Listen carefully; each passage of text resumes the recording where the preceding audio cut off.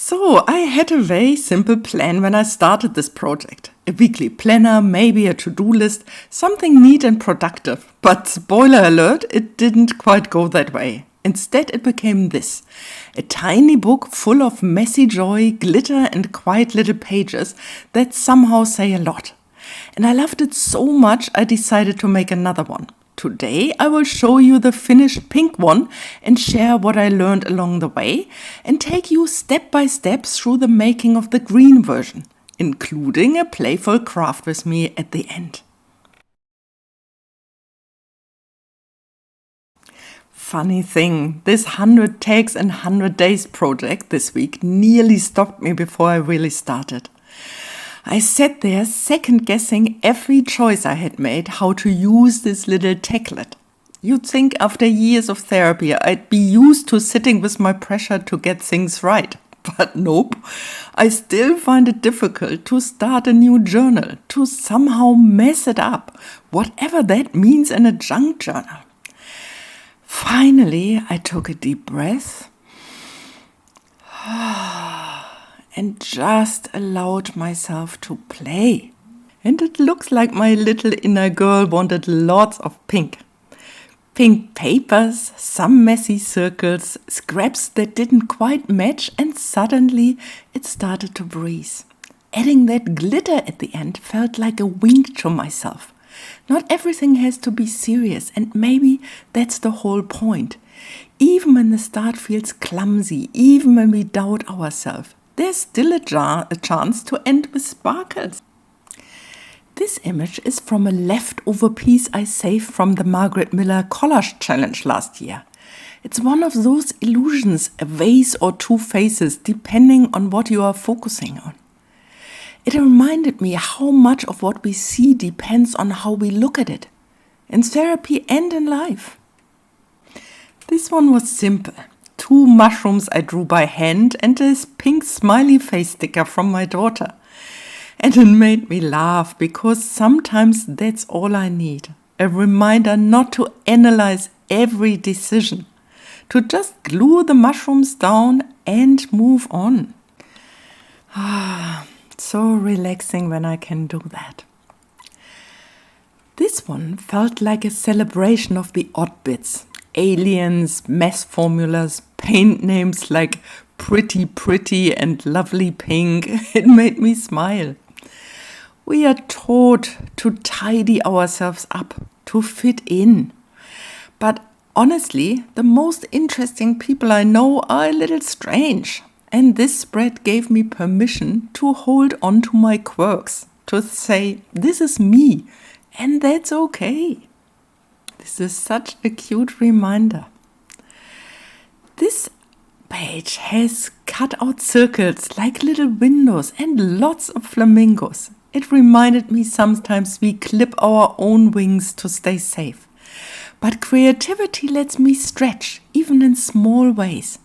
Tiny experiments like this help me remember I can fly. To my surprise, I found these 6 tiny versions of the same woman in different moods in my scrap pile. Drinking tea, being playful, fierce and quirky. And it made me think of all the parts of ourselves that make us so unique. This page felt like honoring our own complexity and holding it with kindness. This final page is just a pink sparkling elephant, a tiny purple bird riding its back and lots of yellow confetti dots. There's no hidden meaning here, just happiness. Sometimes we complicate joy, make it something to earn or work towards. But really, it's often found in the smallest things, a sticker, silly animal, a page that makes you smile. But now let me show you how to make this little taglets yourself. I used 2 of the backgrounds I have used throughout this series as the covers.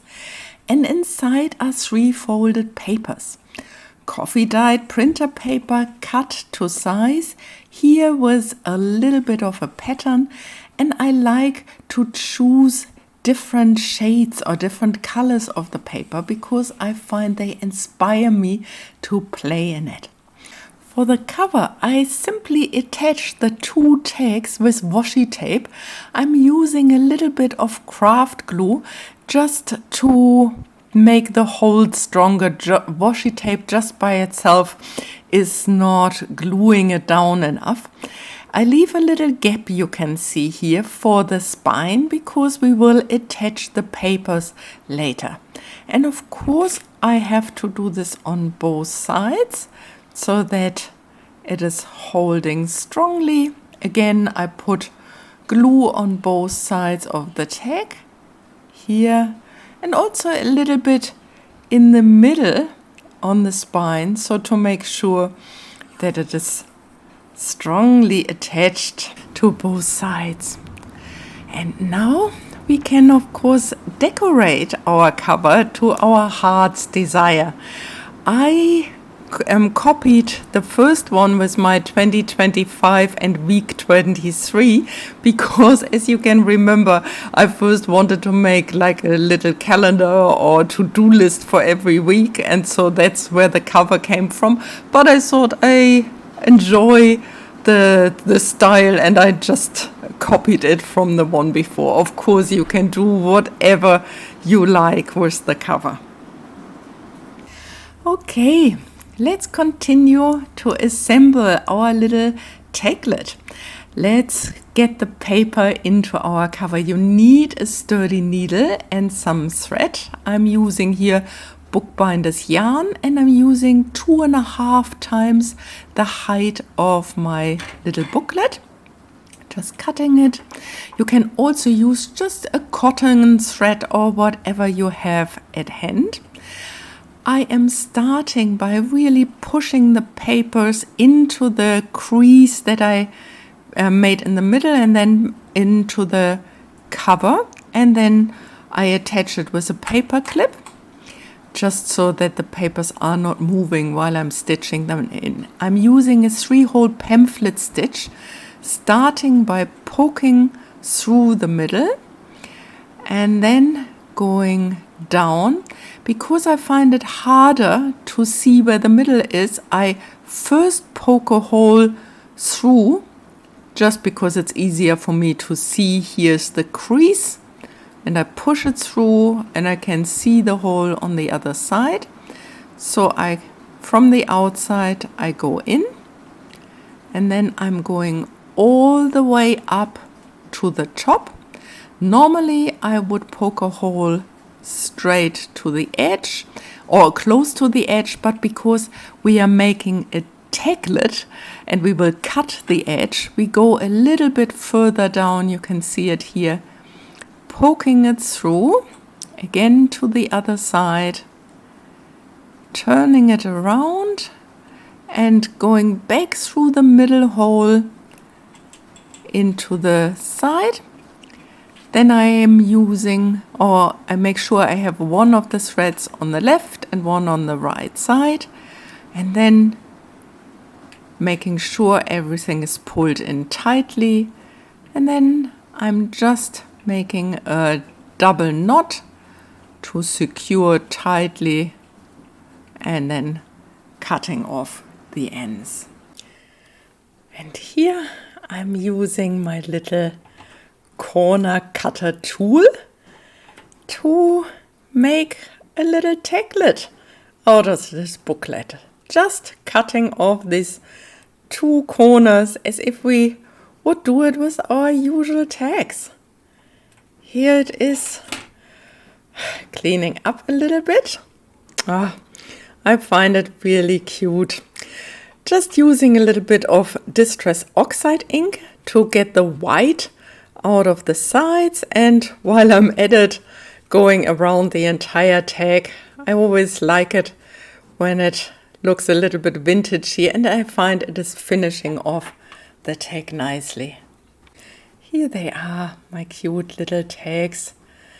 And now we can start decorating the first page. Okay. For today, I decided I would like to make this one not in pink like the one before, like here, but to use a different color. And I thought I am using green today.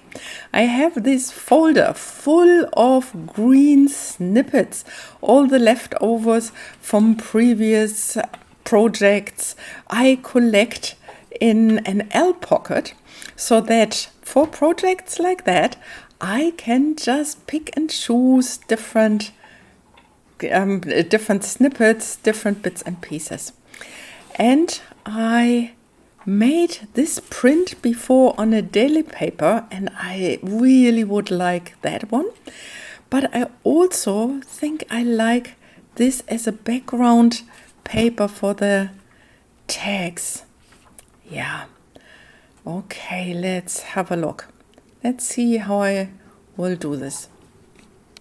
I like the coffee dyed paper in the background, so I think I will tear a little piece of this watercolored paper and cover just half of the tag.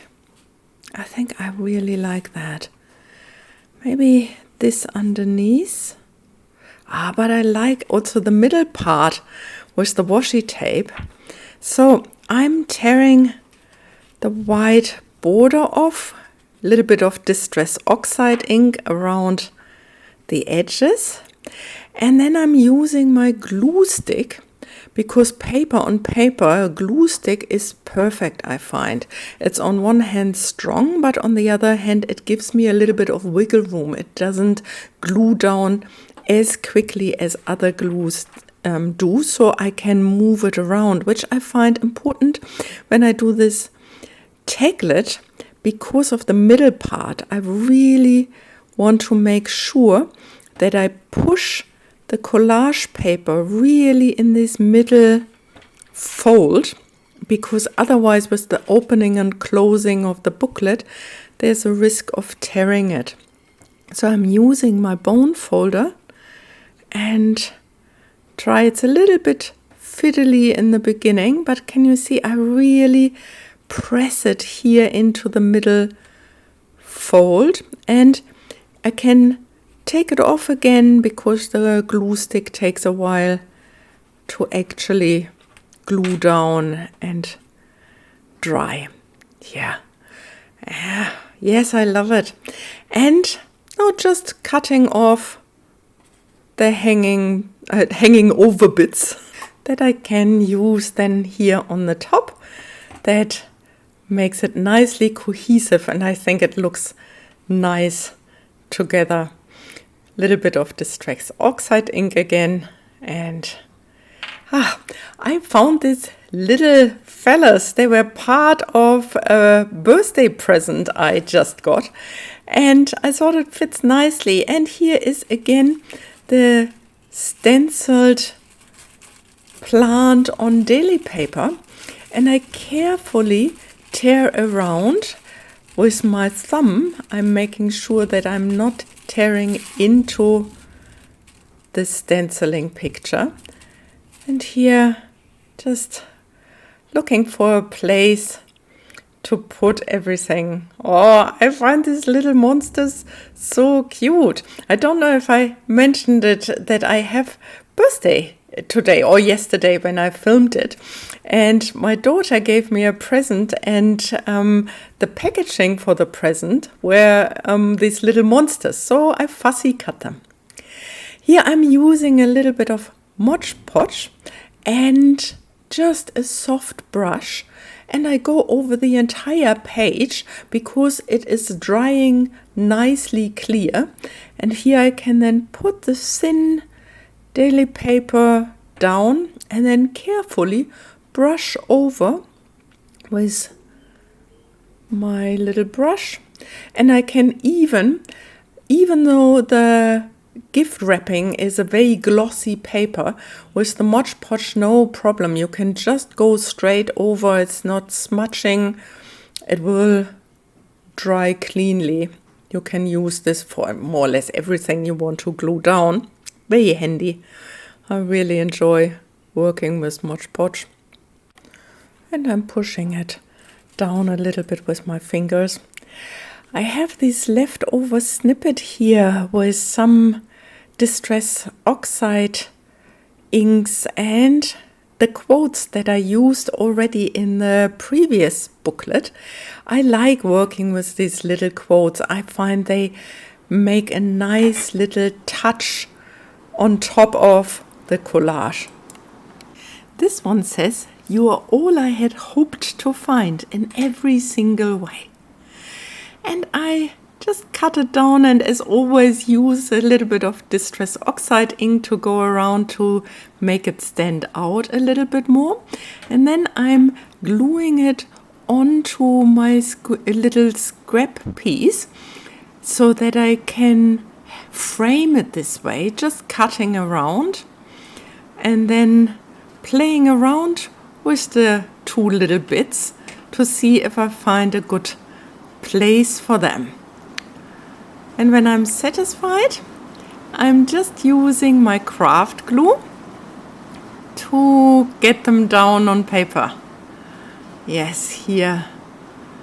I don't know if you can hear it in the background. We have so much rain here again in New Zealand, and I was wondering if it is messing up my voiceover completely. I hope not. I hope you can't hear it, but it's after all the rain I had that came into my ceiling, now it's raining again. But let's go back here to my little takelet. Let's have a look. Maybe let's decorate it a little bit more with some stamping. Yeah, I like this black and white stems and lines. I find they look very nicely. And here's the final page with this beautiful little quote. "You are all I had hoped to find in every single way." It's tender and it reminds me of how art can reflect our inner world back to us. Sometimes what I find in these pages, it's me. Okay, that brings us to the end of today. So no, this little book didn't become a planner. It became something much better. A space for play. A place to listen inward, not perform outward. A reminder that the smallest project can hold the biggest joy. Take care of yourself and keep on crafting.